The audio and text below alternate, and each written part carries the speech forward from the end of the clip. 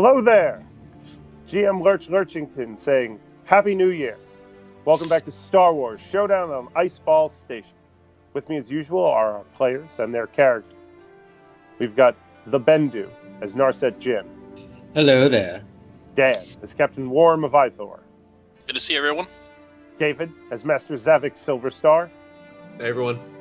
And of course our host Kyle as Zeef. Hello there. Gentlemen, if you're ready to see if the Force is with us, let's roll Destiny and begin. Tracking the sheet. Oh, 2 lights start. All right. Everything's coming up, Millhouse. And a dark side from Worram. The Jedi got for us. And 2 more dark sides. 2 more. All right. So 2 lights and 3 darks. I did what I could, guys. I don't know. Did it not? It should have added 1 more. Yeah. That seems pretty even then, right? Yeah. No, there's 1 more dark side. I can do it manually. There we go. All right. 2 lights and 3 darks. Forces fairly balanced. We ended with everybody asleep at the end of our last day of adventure. So before we get started and turn to your characters in their places of rest, we're going to stop in with Miss Narset Jinn in her dreams. A place that she'd seen Iceball in her dreams for weeks before finally traveling here with Xavix. And once she'd made a landing at Fishtown, things had abated slightly. She'd only really had her visions once more since landing here. And now, after her days of journey out to the Salvax village, she's had another vision in the night. Miss Jinn, you were in a round lit space. The construction reminded you of the Expat Club, almost, with tall arching pillars, but without all of the overwrought ornamentation and the gaudy, red velvet everywhere and the gold. But you're in this sort of gold and white, tall, graceful, round space. And you're viewing 2 individuals robed. It's pretty obvious to you, as you take them in, that these are Jedi. And they're seated in this space looking at a holographic projection of the island with the volcano that you've traveled to. Seated on the floor, staring at the projection, is a young Pantoran woman with long silver hair. And standing, observing from the edge of the chamber, is a Sarian man with the tall cone head and the ponytail. And Kiramundi. Exactly. And they are discussing the contact that they've made on this island. The woman is asking her master if the presence of the natives is going to factor into the decision he's going to give the mining guild. And the master says that they've spent a number of days with the natives, and that while he understands their cultural position, they've looked over all of the mining guild's proposals, and there isn't going to be destabilization of the natural cycles on the island. He says they can check in on things if they need to, but, their eyes will be needed elsewhere, and that he thinks they've given the matter due consideration. And she says she just feels unsettled about things, and he says that he understands, but they've both considered the Force, and it's not pointing them anywhere specifically, and, things, seem to have been settled here as well as they can. Between the mining guild and any sort of issue that construction would have against the crab people, you mean? Yes, exactly. Like the but the Salvax about their initiative for the Jedi being there. Right. They came and, sort of Still, Right, it was just sort of a due diligence thing with the mining guild and there being natives here.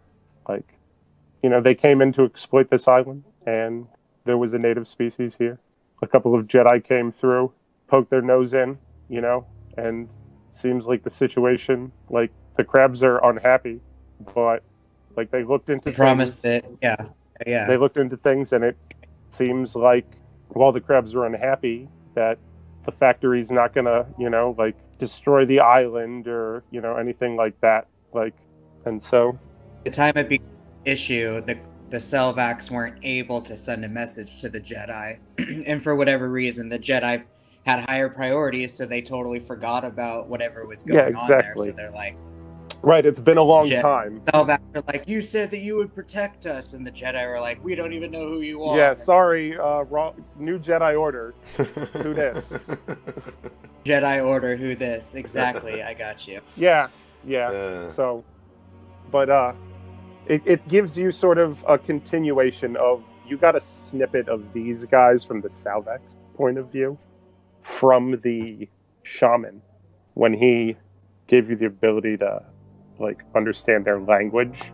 You saw the arrival of these two from his point of view as a Selvaks tribes person, in the crowd when they landed, and we're like, oh yeah, we're people from the stars. We're here because people from the stars are a thing, and we're going to be here forever now.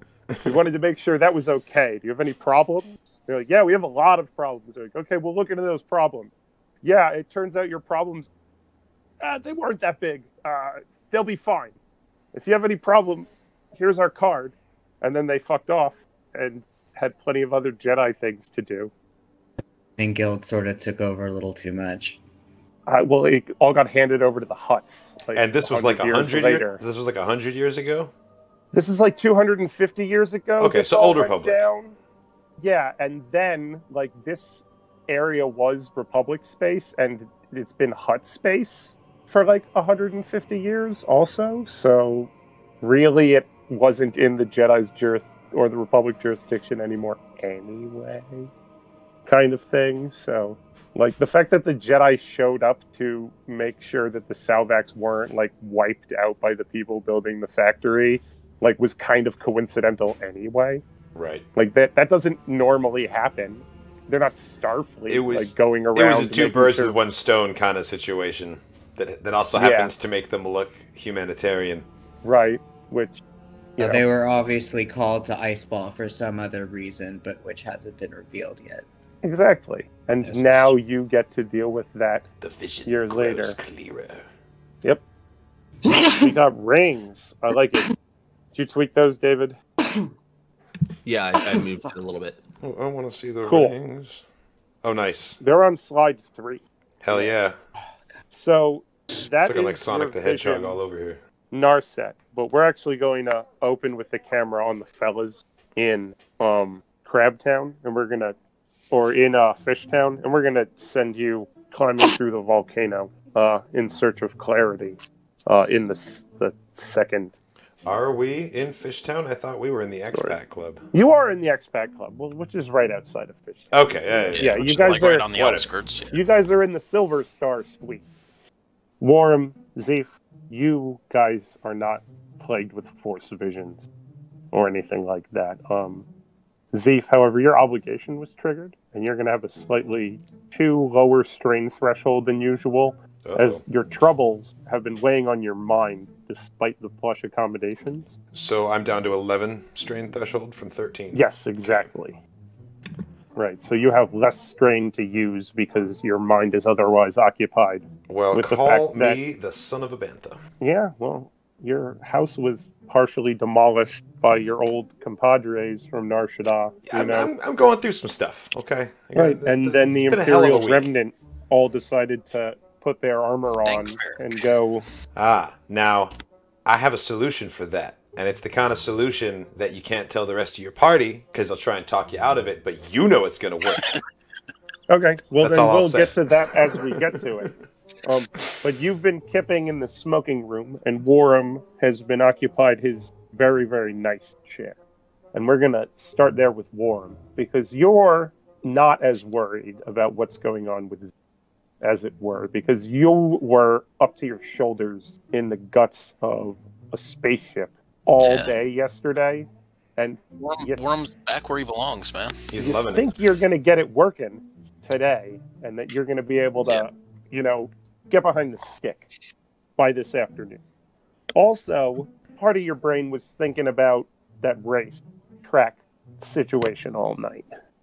And you tell me how your morning is, but then let's head over and get back in the office before you head out, to find Captain Food.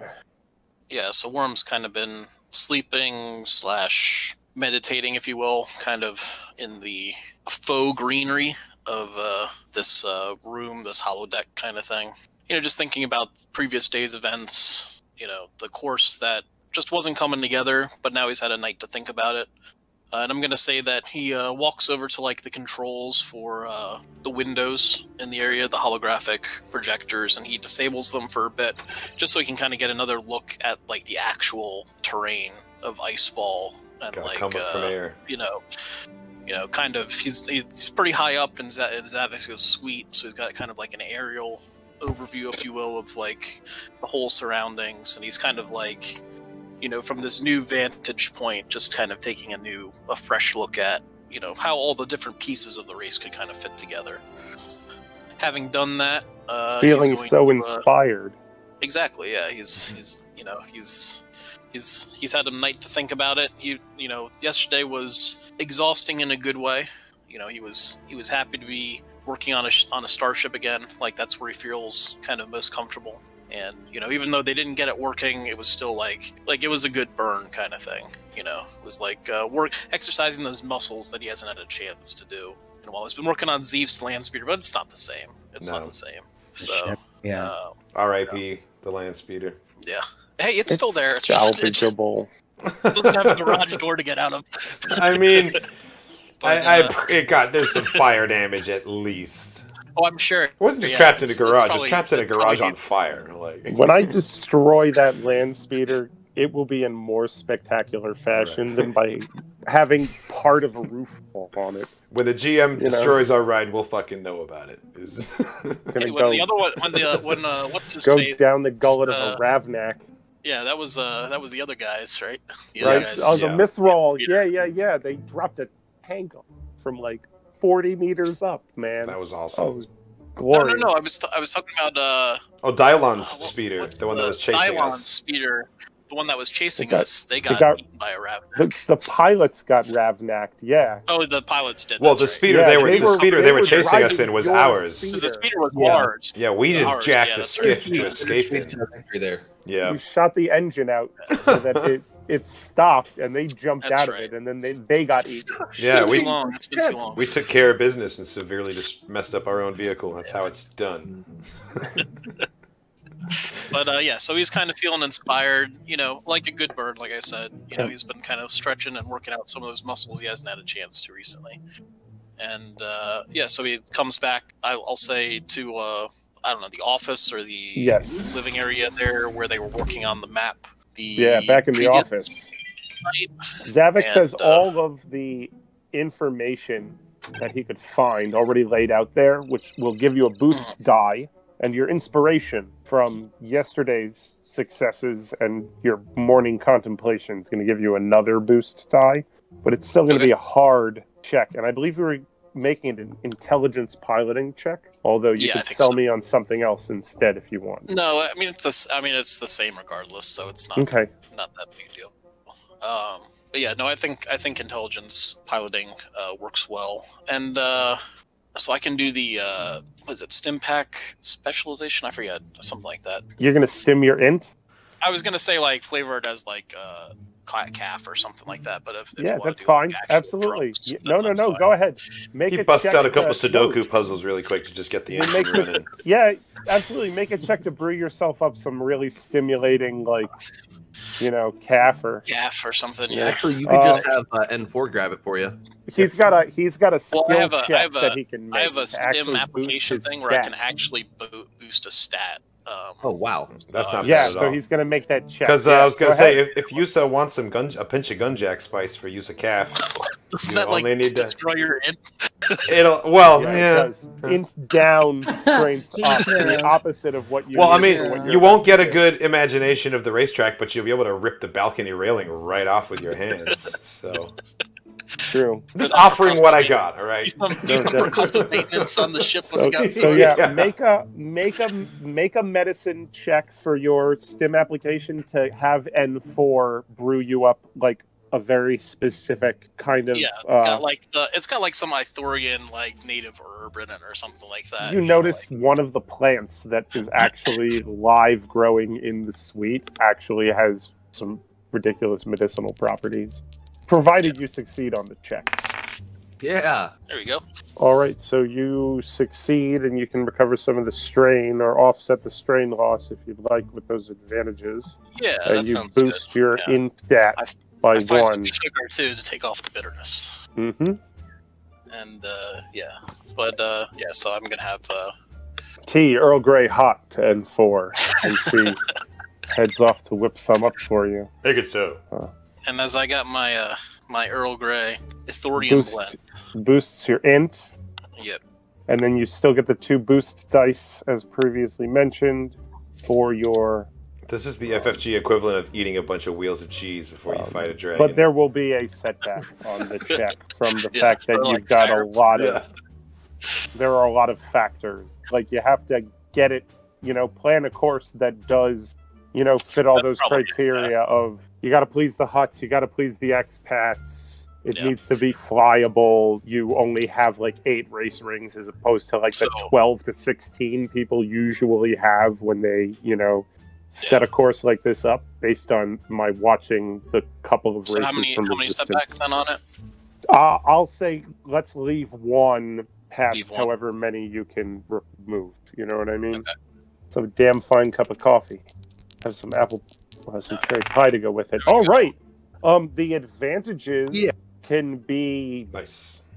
like So I would like to Oh, that's fantastic. say for advantage. I don't know. This might require a triumph. But how about I get like as I'm plotting it out, like I get like some insider information, if you will. some of the setbacks for the difficulty of the piloting checks of the legs of the race will be less for you than they will for others, but not all of them. Okay, because some of them will be due to the Well, I was thinking, conditions going on. But like maybe like an actual I'm plotting it this way, but I'm like, oh, I could act. There's actually like a shorter route like that I could take, kind of thing. you already see a shortcut. Yeah, kind of thing. Or Okay. something. Yeah, no. I don't know. That might be too much for 4, but 4 is kind of a triumph. You know what I mean? In some worlds.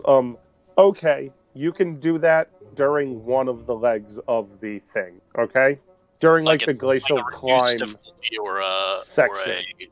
Or You have looked at what maps there are because Xavix succeeded at assembling all of the information necessary. He just wasn't able to actually make like a hollow map. But Yeah. you have some of that topographical data. So when everybody's going to be flying through the ice canyons on the 3rd leg of the race, you will have already looked at the topographical maps of those Yeah. ice canyons. Yeah. Kind I of know where thing. I know where the the splits and divides are. And all that Exactly. It's like you're the only one flying with a mini map. Kind of stuff. Exactly. Yeah. There you go. Yes. Yeah, and that's it because and it works in with the fact that you are the guy who planned the damn thing, which probably isn't the most fair way to do a race. Have one of the racers plan the fucking race, but we don't have anyone else to farm this out. They don't have to. So- They don't have to know it. Yeah, right. Yeah, But yeah. So and that can work as maybe a downgrade or something. Like yeah. on the I like track. 1 success and 4 advantages the way you want this because the success is all you need, and the advantages are gonna be what pays out in the future to your benefit. So, yeah, Worram, you sit down with your hot cup of calf and Stomper there to go through this data. And at the end of, hour and a half of, moving markers around and racking your brain, you think you've got something that you could, give to Xavix and then Sell get the out of meal. here. Yeah, and spend the rest of the day, working on that headhunter. Is anybody else up yet? They should be. Zeef, Yeah. Oh, yeah, I'm Zeef up. is up. Yeah. Okay. What are you guys up to as Worm comes out? I'm finished getting ready, and I'm having a cup of calf in the little kitchenette area. And Zeef is seated on just one of the comfortable chairs with his nose in a data pad, poring over it furiously. Yeah, you turned that smoking room into a new office. You moved some of those. I've got a corkboard with string already up on the wall. Yeah, you moved the coffee tables around so that you could put out all of the information that you took out of your I raided office. the expat complimentary little mini bar and just took all the napkins out and started writing notes on them and attaching them and stuff.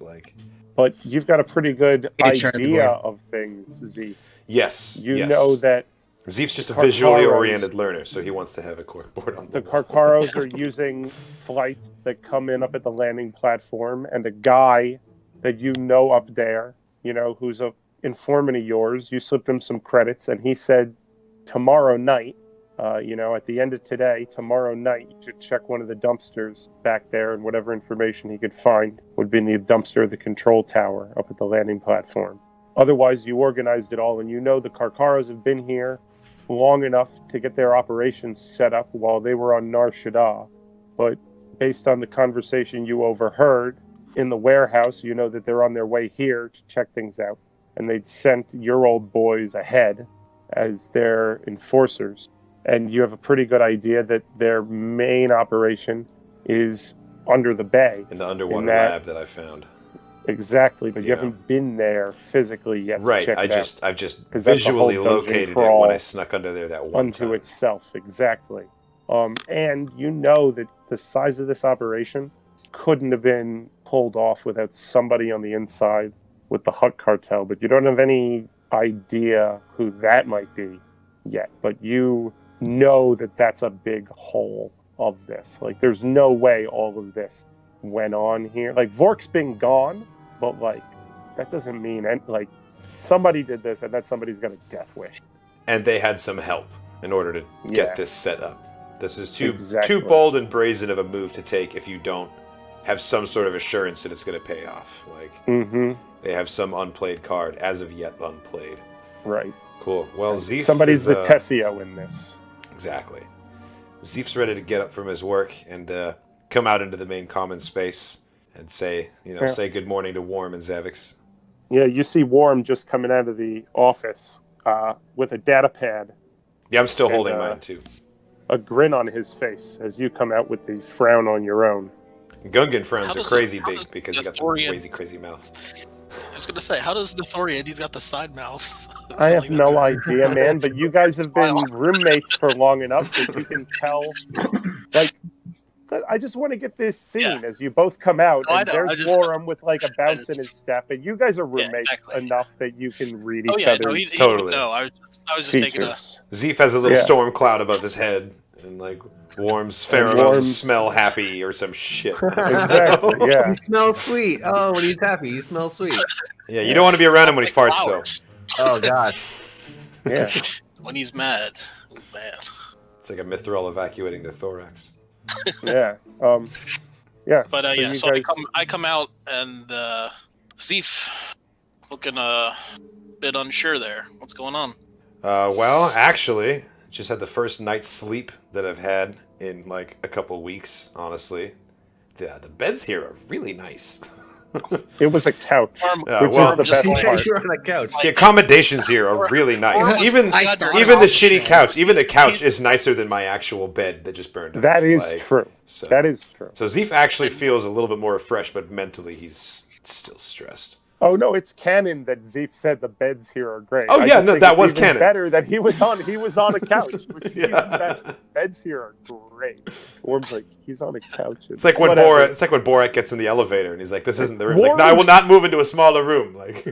Worram was in one of those big wicker chairs, out in the balcony, just one of them big round wicker, cushion chairs all night for the last 3 nights, and it's also the most comfortable he's been since he's been on the planet. So it's not untrue. And this place has climate control on a level completely unlike the shack that you were in, where it never you wore your coat inside. Since you've moved here, Zeef, you haven't really taken off that environmental gear, and this is the first time you've actually taken your jacket off, indoors and felt warm, kind of thing. With all your problems, it hasn't really registered, to you, but Worram is actually feeling it, that this is what being a galactic traveler is like, is that you go to any planet and it's comfortable because you are from a spacefaring civil. Exactly. It's civilized living, kind of thing. All right, so Xavix, your two guests have now come out to join you, and both with their matching data pads. And Worram looks like he was finally successful at cracking your problems. Well, Worram, you're smelling awfully pleasant this morning. You have some good news to share? You smell like strawberries. That's canon. Worram, it's got a bit of a pep in his step, and walks over to the table and just slides the data pad across it so it lands in front of Xavix, so we can take a look at what he's been working on. We'll take a look at the data pad, look through it, and I say, you've completely designed. Of course, this is amazing. Worram, he's pleased at the recognition, but he's not used to people being so upfront about it. So he's just kind of nodding, yeah. I think I did a good job, but he's too self-deprecating to really From what I can see, I'll have to talk to a few people about this course before we go through with it. I tried to make it work. I know you're limited on the number of rings, but I think with the spaces I've marked out, I think that should be sufficient for the general outline of the course. We can maybe arrange some specifics with either the mining guild or the cartel for where it passes close to their territory. And just so that we've got it described actually on camera, the course that you're looking at, Xavix, on the data pad takes off from the landing platform, races across the bay, over Fishtown and past the city, before turning out over the windward side of the island and climbing the same steep cliff that Narset walked down in the Crab Walker the day before. It heads up that sheer side and then across the glacial fields at the top of the island before weaving among the pylons of the factory and then coming down the leeward side, passing the gas works and then rocketing back out across the bay to arc back over to the landing field where it started. Because we're all looking at it, but nobody actually described it. Great description. Yeah, I think it was a good one. Yeah, absolutely. And in fact, I can't wait to do this race. So Worram, this setup, you know that you have already made plans to find Captain Food downstairs in the bar after breakfast so that you can head back out and continue work on the Starfighter.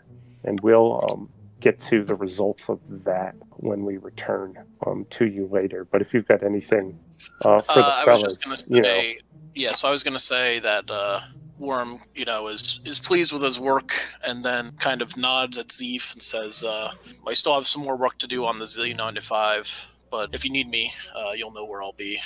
And then he asks N4 to contact Captain Thude and see if he's ready to meet him downstairs at the entryway. Because Worram is still a little, there's still a lot of Imperials walking around, and he's pretty alien, so he would rather be in the company of Thude when he actually just play it safe. Yeah.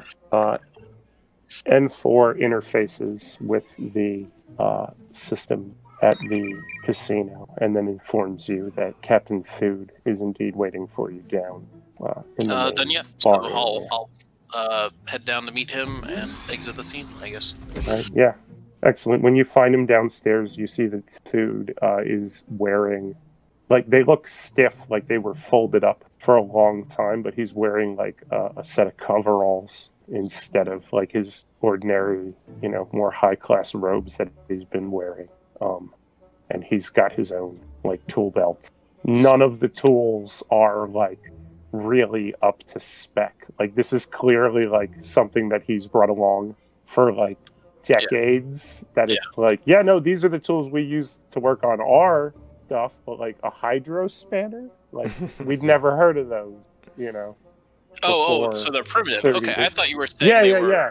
No, they're like they are. I thought they were like primitive unused. Like he's not. Doesn't look like he's very handy. Like they're not like banged up. No, like, he's got like wrenches and stuff. The technology itself is archaic, but it's in good condition, right? It's not like old and dingy. He's it's got just a set of old modern, school primitive. style. Yeah, exactly. Gotcha. Kind of thing. He's got your granddad's drill instead of like a power drill and stuff because, you know. Right. Yeah, you know. It's like the most modern technology. The most modern technology that they had on his world were like ion turbine for like starfighters, and then that was about it. So, you know, he doesn't have anything that's rated to work on like a hyperdrive anyway, because, you know, those tools didn't exist.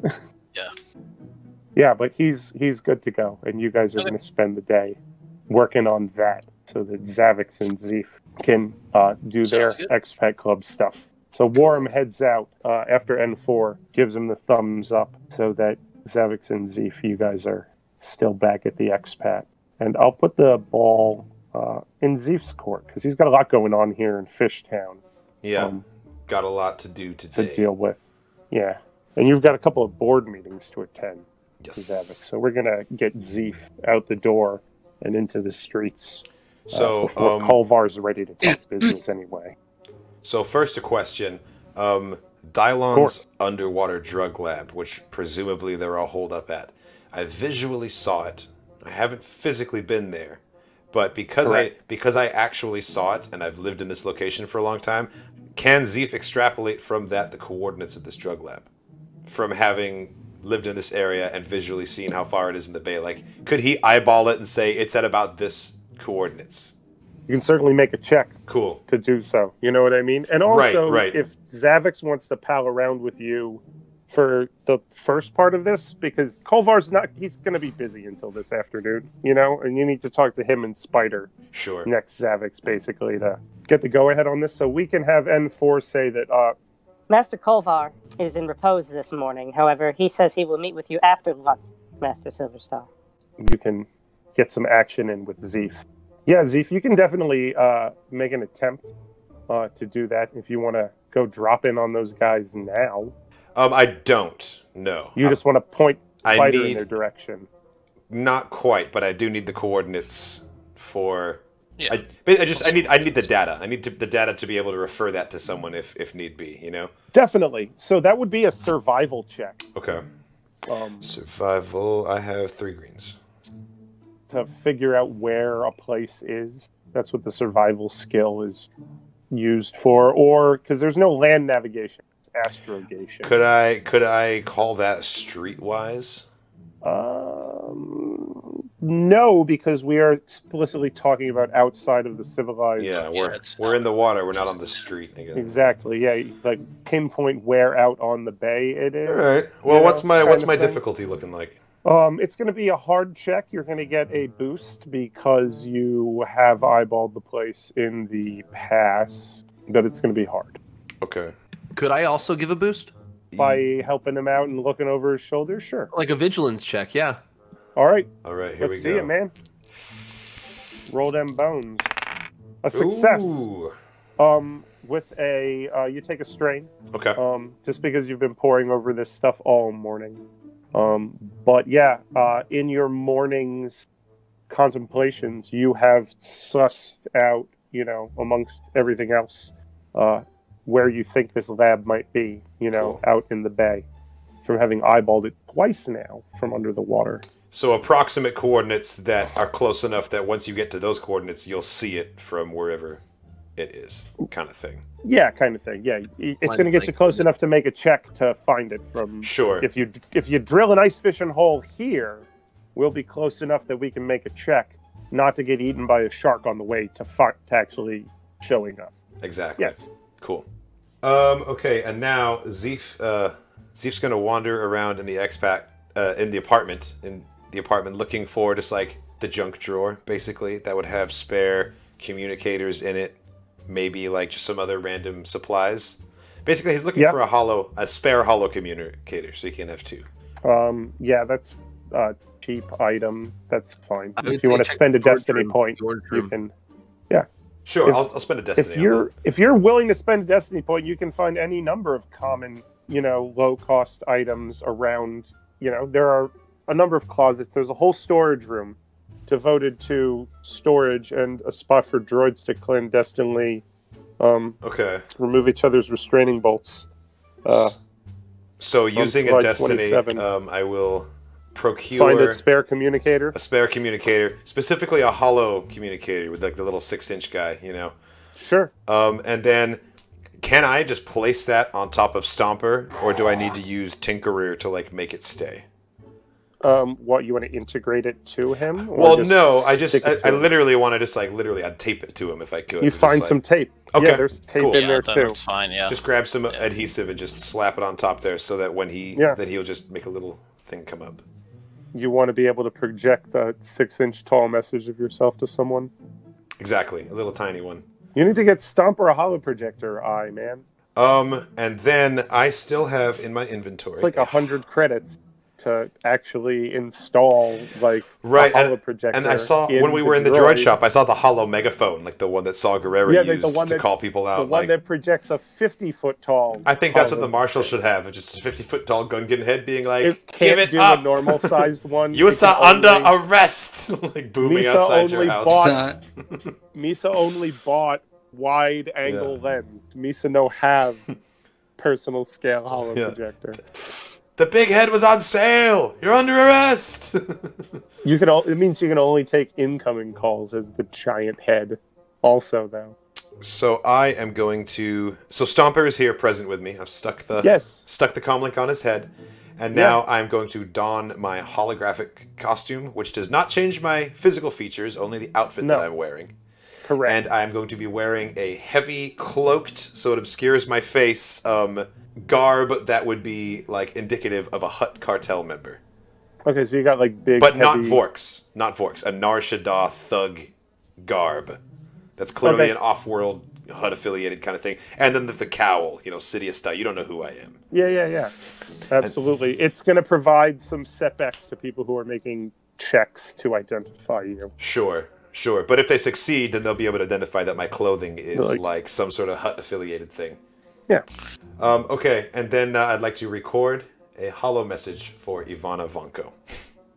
Okay, so first give me the idea of what the message is, then roll, then we'll decide. It's going to be a declaration of war on the Imperials on behalf of Dylon, who shot one of their men the other night in town.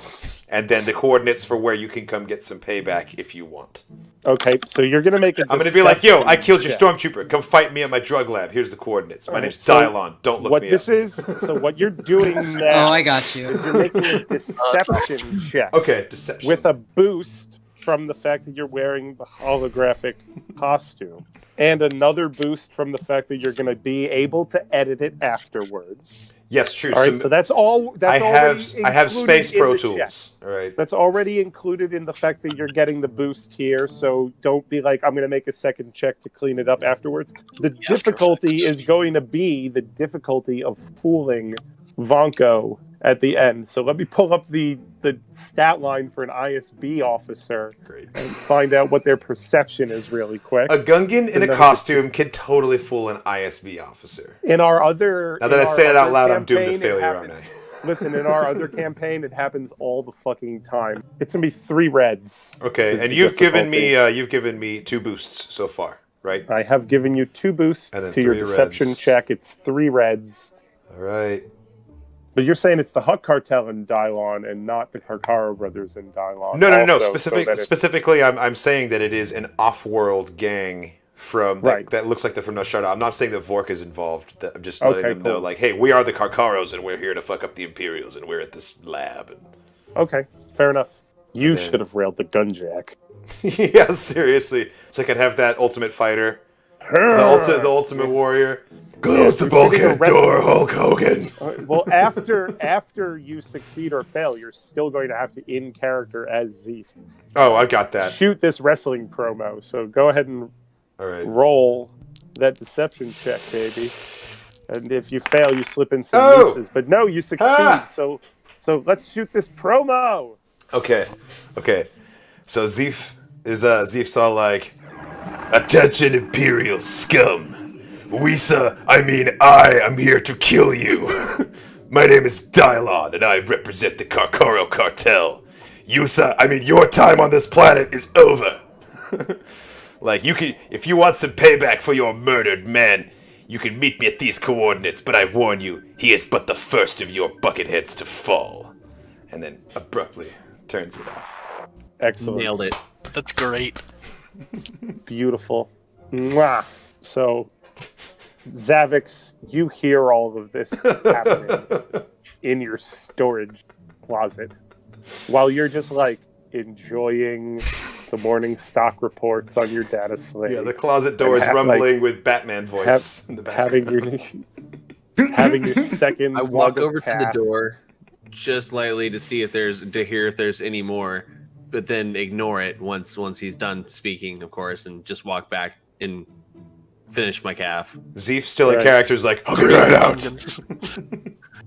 Excellent. So, all right, Zeef, you got problems in Fishtown you're going to have to deal with.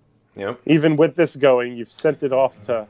That's just the first finger in one of many pies today. Excellent. All right, so what else do we got going on? Anything else in the actual expat club? So Junior's probably downstairs. Yes. So opening up the closet door and walking out very nonchalantly and very casually, like, "Oh, hey." Are you still in the cloak? How's it?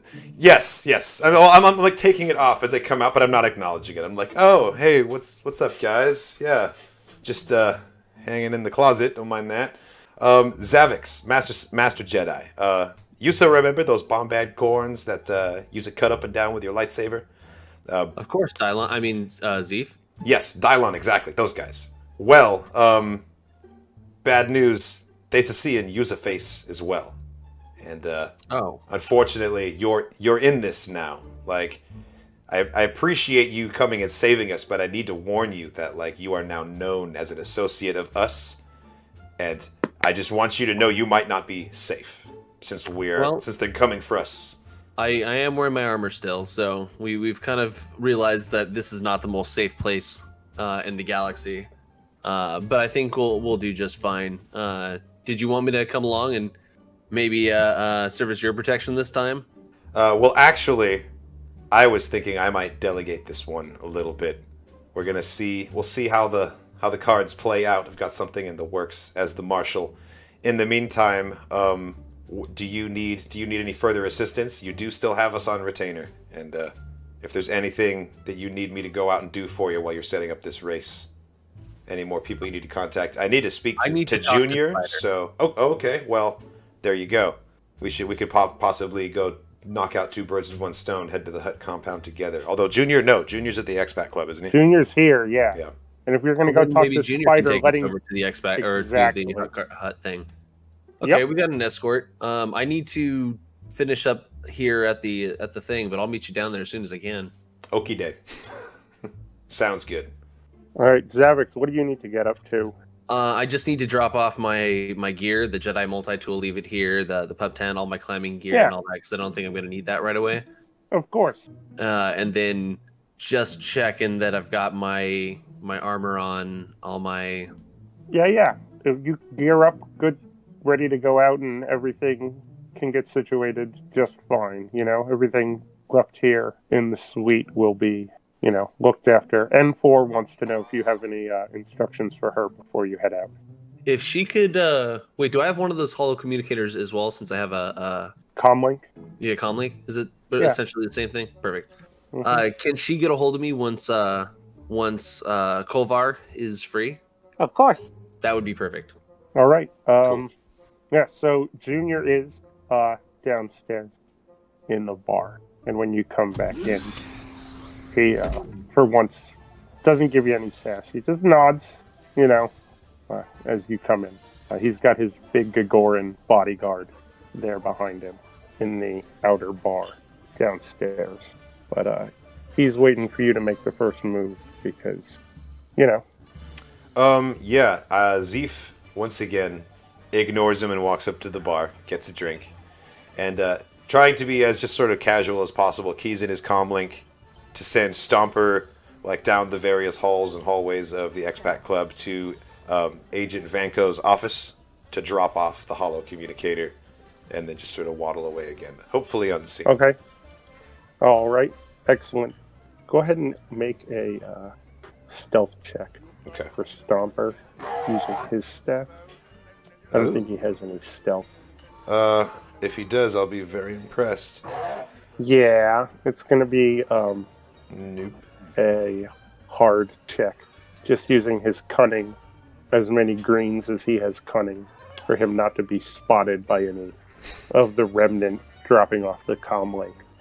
You know. I feel like he should get a boost in that just what he is innocuous enough. Sure, a gonk droid. Absolutely. Even if he is seen, they'll just be like, oh, it's a gonk droid, whatever. Absolutely. Cool. Come on, Stomper boy. They're on fairly high alert, considering everything that's been going on. They aren't stood down anymore. Oof.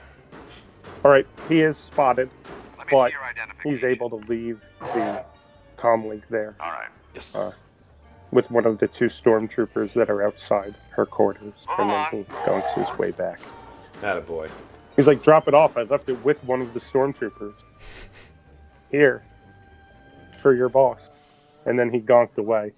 All right, so you guys are able to head down into Fishtown, at your leisure if you want. Junior's not going to stop you from, heading out. He delivered, his message. Oh, I'm still ready to speak to him. I'm just waiting for Xavix to meet me down to the bar first. Oh, okay, yeah. Yeah, I'm heading down there. All right, excellent. So Xavix comes down and joins you there at the bar. You see Sick Ranchez is also back. Sweet. At his table, as usual. All of the NPCs usually in this bar are in this bar. Hey, do you mind if we take a quick break? That's fine. That would actually work for me, too. Yes. Perfect.